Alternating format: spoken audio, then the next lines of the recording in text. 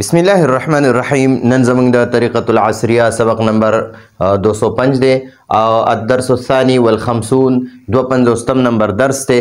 نن به ان شاء الله مونږه النزهة فی البستان د باغ سیل د دې باغ په سیل په سبق کې باندې ان شاء الله مونږه تمرین وایو. سبق ختم شو په دوو ویډیوګانو کې. نن تمرین مونږ وایو. تمرین معنا د مشق. مونږ لا اول سوال راکړی خاطب زملاءک وقل، خپل دوستان مخاطب کا او اوایا ورته.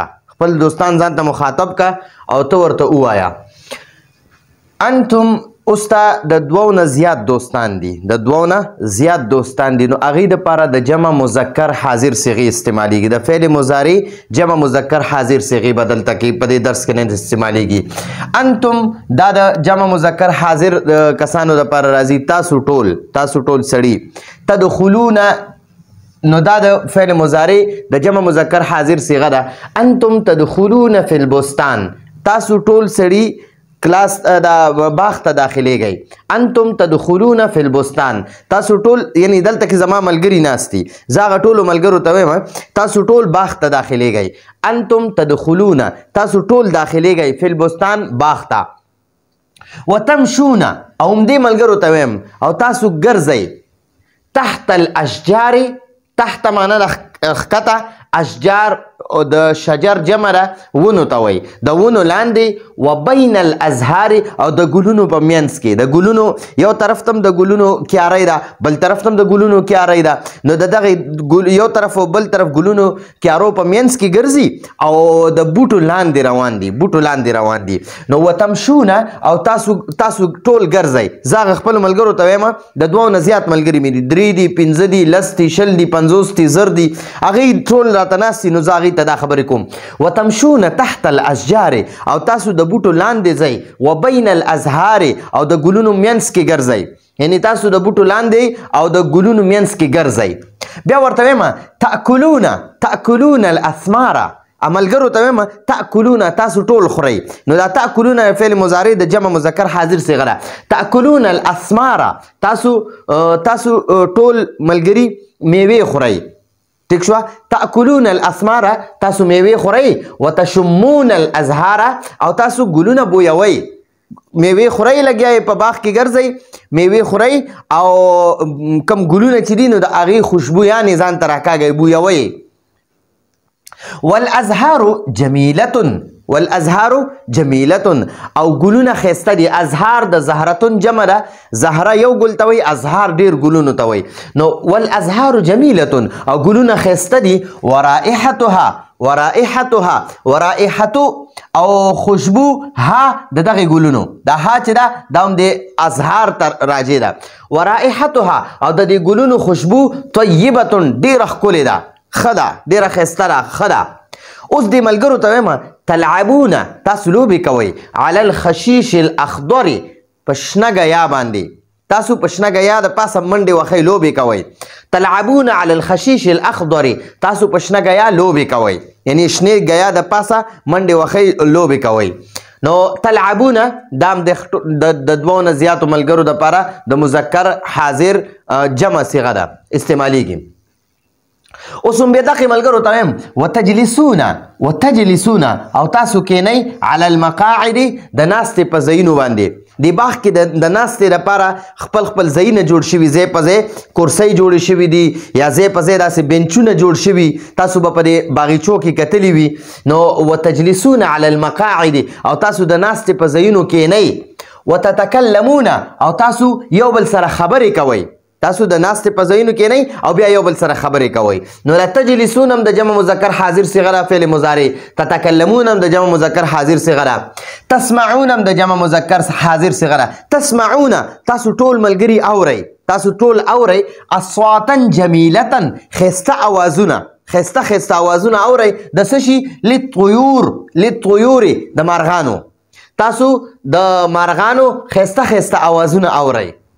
ثم تخرجون، ثم بیا تخرجون تاسو روزئ من البستان د باغ نه بیا تاسو باغ کې خو سیل چکر ارسه مو کړل ناسته مو کړه گپ شپه مو لګو ګلونه مو بوی کړه میوې مو خوړې چکرې مو والي د بوټو لاندې د سورو ته او بیا اوس تاسو ثم تخرجون من البستان بیا تاسو د باغ نه راووتئ وتعودون او تاسو راواپس شوئ الی بیوتکم خپل کورونو ته مسرورین په خوشحالۍ ان تاسو بیا خپل کورونو ته په خوشحالۍ راواپس شوئ نو دا وګورئ تاسو د دې ځان سره دا ترجمې ولیکئ ما آسان انداز کې په پښتو کې دا ترجمې لیکلي دي چې تاسو ته د دې نه فایده وشي او یاد شي درته نو دویم سوال یې راکړی دی دلته کې موږ ته وایي خاطب زملاءک خپل دوستان ملګري چې کوم هلکان دي هغه مخاطب که ځان ته او ته ورته مخاطب شه او هغې ته دا خبرې وکړه اوس وایي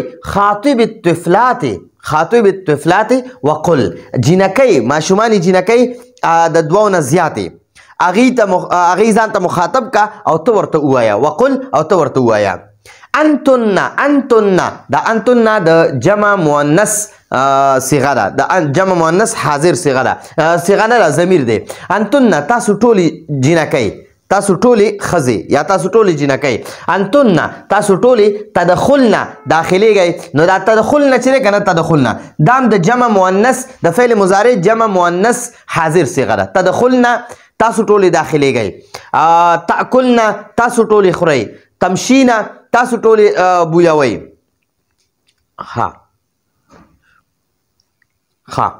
دلته کې وایي انتم تدخلنا فی البستان تاسو ټولې باغ ته داخلیږئ تاسو ټولې جینکۍ تاسو ټولې ماشومانې باغ ته داخلیږئ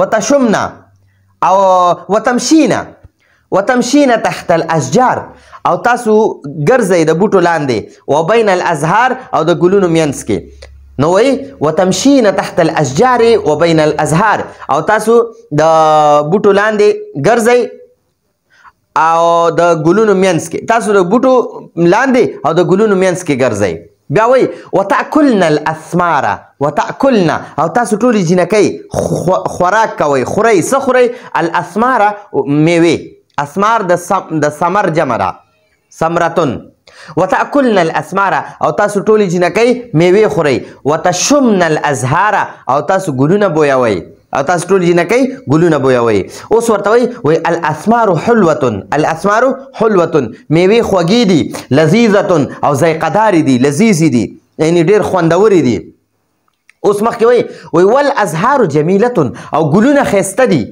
ورائحتها او د دې ګلونو خوشبو طیبة ښه ده ښکلې ده تلعبنا دې جینکو ته اوس وایي چې د دوو نه زیاتو جینکو ته وایي چې تاسو لوبې کوئ نو هغې ته به وایي تلعبنا تاسو لوبې کوئ على الحشیش الاخضر شنه ګیا باندې یعنې شنه ګیا له پاسه تاسو منډې وښئ لوبې کوئ یو بل پسې منډې وښئ یو بل سره لوبې کوئ وتجلسنا على المقاعد وتجلسنا او تاسو کینئ على المقاعد د ناستې په ځای باندې وتتکلمنا او یوې بلې سره خبرې کوئ تجلسنا دا د جمع مؤنث حاضر صیغه ده ٹھیک شو نو تجلس نه معنی تاسو ټولې مؤنث کینئ علی المقاعد د ناستې په ځایونو باندې تجلسنا تاسو ټولې طالبات کینئ تجلسنا تاسو ټولې ښځې کینئ تجلسنا تاسو ټولې ماشومانې کینئ علی المقاعد د ناستې په ځای باندې وتتکلمنا او تاسو یوې بلې سره خبرې کوئ اوس وایي تسمعنا تاسو ټولې اورئ تاسو ټولې مؤنث اورئ اصواتا جمیلة ښایسته ښایسته اوازونه للطیور د مارغانو ثم تخرجنا ثم بیا تخرجنا تاسو ټولې مؤنث راووتئ من البستان د باغ نه وتعودنا او تاسو ټولې راواپس شوئ الی بیوتکن خپلو کورونو ته مسرورات په خوشحالۍ ٹھیک شو نو وتعودنا الی بیوتکن مسرورات او تاسو ټولې په خوشحالۍ خپلو کورونو ته راواپس شوئ نو تعودنا تخرجنا تسمعنا دغه شان تجلسنا تتکلمنا تلعبنا او دغه شان تشمنا تأکلنا تدخلنا دا د جمع مؤنث حاضر صیغې دي د جمع مؤنث حاضر صیغې او بره سوال چې کوم موږ له اول نمبر راکړی په دې کې د جمع مذکر حاضر صیغې موږ د جمع مذکر حاضر صیغې مشق شو او ښکته کوم سوال چې دی دویم نمبر په دې کې د جمع مؤنث حاضر صیغې مشق وشو بره چې کوم د جمع مذکر حاضر صیغه ده نو هغه هم د فعل مضارع ده د موجوده او د راتلونکي معنی ورکوي او دا د ښکته سوال کې کوم د مؤنث